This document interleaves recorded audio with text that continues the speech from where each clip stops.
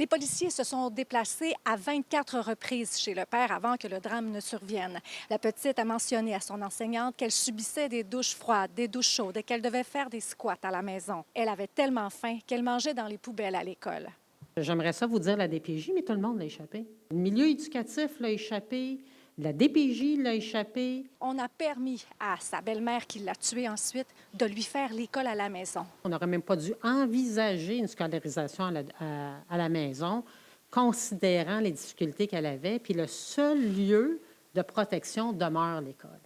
Il n'y a eu aucune visite spontanée de la DPJ, alors que ça aurait dû être mensuel, selon la coroner. Fait que si tous ces gens-là travaillaient de manière concertée, pour les besoins et l'intérêt de l'enfant, tous les drapeaux rouges étaient levés. Lors d'une chicane violente entre son père et sa belle-mère, elle a subi des ecchymoses. Les policiers l'ont par la suite interrogée au poste de police. Ça a duré 8 minutes et la petite a conclu en disant que ce qui se passait à la maison, ça devait rester à la maison.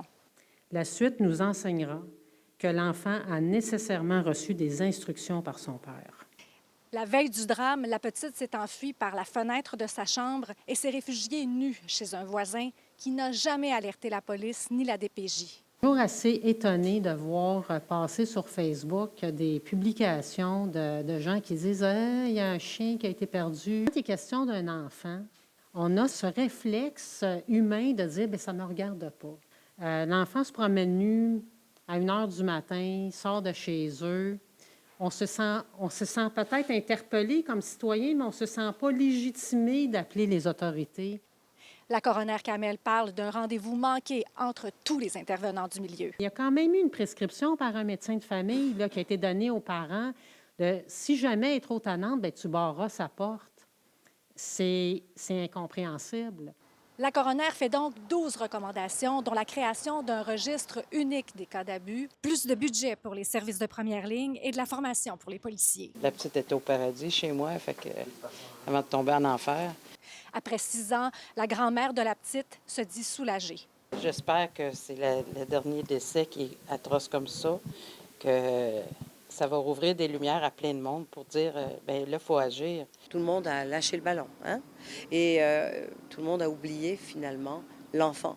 Donc, il va falloir que chaque acteur du système puisse agir avec bienveillance. Chose qu'elle ne fait presque jamais, la coroner termine son rapport avec un poème pour la petite. Même si on a échoué collectivement, j'espère sincèrement que tu vas trouver un certain repos.